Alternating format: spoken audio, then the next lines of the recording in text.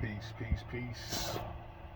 In this video, I want to talk about the key to the black man's salvation. The last video, I explained that the key to the black woman's salvation is the black man. But the man's mission in life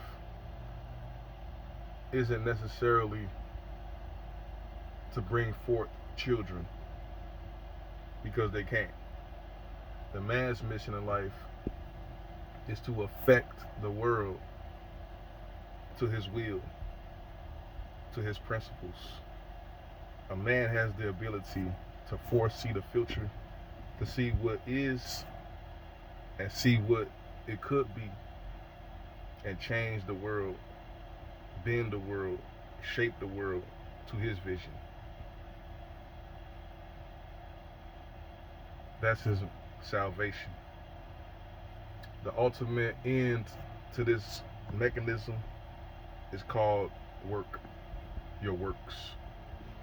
Your works are based on your philosophy, your desires, your drive, your internal motion. Because in order to actually do any type of physical activity, you must have something to push you to do it, motivation to do it, motion to do it. You can have all the thoughts and desires in the world, all the principles in the world, but you're going to have to do it in reality. This is the man's salvation in the world. And in the Bible, the first chapter, it talks about it. They say God, he saw the light and it was good. But before that happened, they say the world was void and darkness was upon the face of the deep, and the Spirit of God moved upon the face of the waters. Just like the spirit of man moved to shape the world to his vision. The spirit means your abstract principles. The purpose of us watching these YouTube videos and reading these books is to allow our discovered knowledge and abilities, which enhances our principles and our philosophy, our abstract principles, to affect the concrete world. Like they say in the book of James, faith without works is dead. So you're going to have to do something in reality. So they say the Spirit of God moved upon the face of the waters. And God said, let there be light. And he saw the light, that it was good. So when your actions, your principles move using your body to affect whatever change you want to have in this world, the end result is the light. And you will say, it is good. It is done. You know, and I'm going to prove to you how a man's work can determine either his salvation or his detriment, and how all work is based on principle, abstract philosophy, and faith. A man chooses to rob a bank because his principle says that he wants money because money will allow him an easy life. All he cares about is his own personal satisfaction and pleasure. And the means thereof to make that happen is irrelevant. So he's going to choose the easiest path to get that easy life, the bank. Or another man could say, okay, and that's going to lead him into prison. And that's his end result, his salvation or his detriment. Because he went in there to get that money, because he wanted that life, that car, the prestige, the pleasure, the glory that comes with having those things. And he said money would allow me these things. Money would afford me these things. And he went to get those things based on his preconceived desires. He wanted to bend the world to his will to get that pleasure, that satisfaction. And it led him to the penitentiary. His works. Another man could say, he's gonna not go to jail and still have the lavish life. So it's gonna take him longer to get the money to get that lavish life. But his work is not necessarily to change the world. His work is for his own selfish needs, his egotistical needs. But it's based on not going to jail. And he's going to end up getting the things that he wants in the end, and he's not going to go to jail. So his works led to his own personal needs. He bended the world to his will, even though it was a shallow will. All you care about is getting cars and houses, money for your own self. Another person could say, I don't like how my government treats my people with Jim Crow segregation. I don't like how the world has treated my people. So I must work to bring about a change, to affect change for the greater good, even if it costs me dying. And we saw this with Reverend Dr. King, Rosa Parks. They actually changed the trajectory of the world, and he was sacrificed. He was martyred. But his works are everlasting.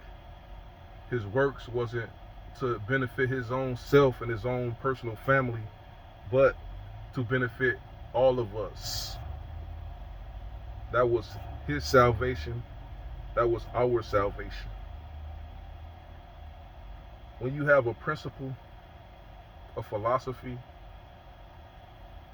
and you say this philosophy is a benefit to the world, or you could say this principle is just beneficial to me. I could prolong my life if I do these things. Say, for instance, eating healthy, eating fruits and vegetables, or exercising routinely, choosing to eat certain foods. And you do these things. You have the knowledge. The theory is the idea of practice and theory. You have theory, but you must practice the theory to bring it out into reality.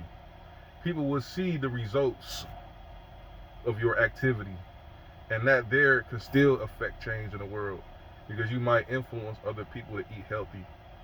You have to be, your activity must validate the philosophy. The principle and the action must correspond with each other. Otherwise, you will be seen as a hypocrite, like Brother Polite. He preaching all of this stuff about women's being a god and all of that. As soon as you get a chance, he's lusting after the little girls. A predator, Dr. York. Their philosophy, their principles didn't correspond with their action. And it led not to their salvation, but to their destruction, their detriment, because they're both in prison. And the people that followed them lost faith and hope, because the philosophy was a farce, or the philosophy wasn't practiced. Or I would say the philosophy could be a fallacy, because they probably practiced it to its fullest potential, but it didn't bear any fruit. It bared naught. It was to naught. So that philosophy must be abandoned because it is false. The evidence of the philosophy is in the followers of the philosophy's ultimate actions. What did it lead to in the end? So the black man and his principles, he must be the first person to experiment with the principles, to see if those principles will bear fruit and will be beneficial. The first student or proponent of his philosophy is that woman that I talked about last video, in whom he is the salvation. A woman will bend her will.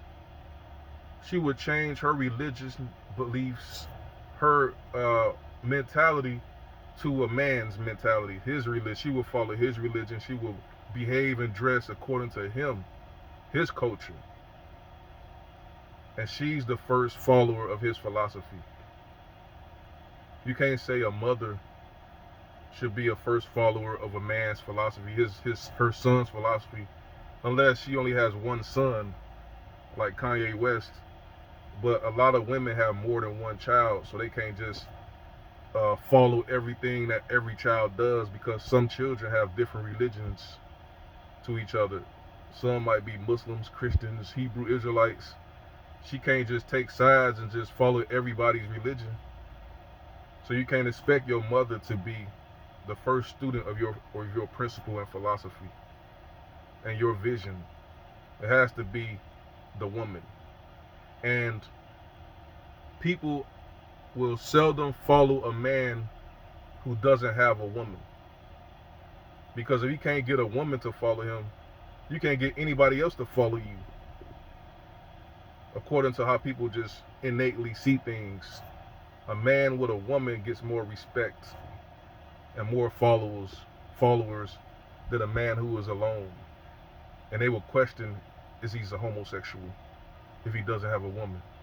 It would bring up too many unnecessary discussions pertaining to his personal life as opposed to his vision and his philosophy.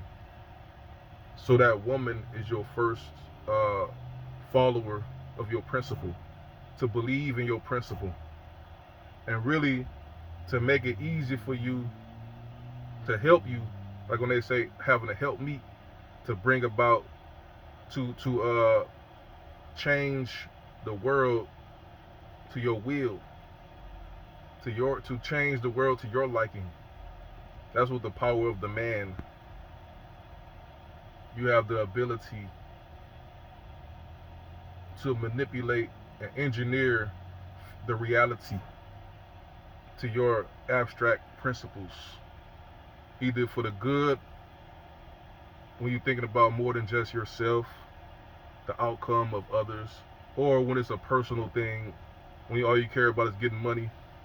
So you don't care about the aftermath of being a sleazy drug dealer, carjacker, robber, thief, killer.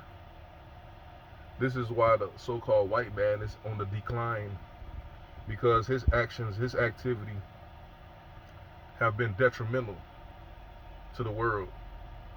And the world itself, like they say in the book of 2 Kings, the earth itself vomited him out.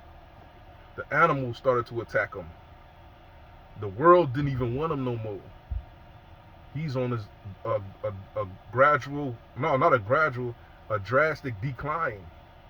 So now, out of desperation, he's trying to replace himself with pale-skinned illegal aliens. But that's not going to be for anything, because they're going to suffer the same fate, because their actions and their principles is all about their own personal needs and desires. They don't really do things for the benefit of others, so they won't last either.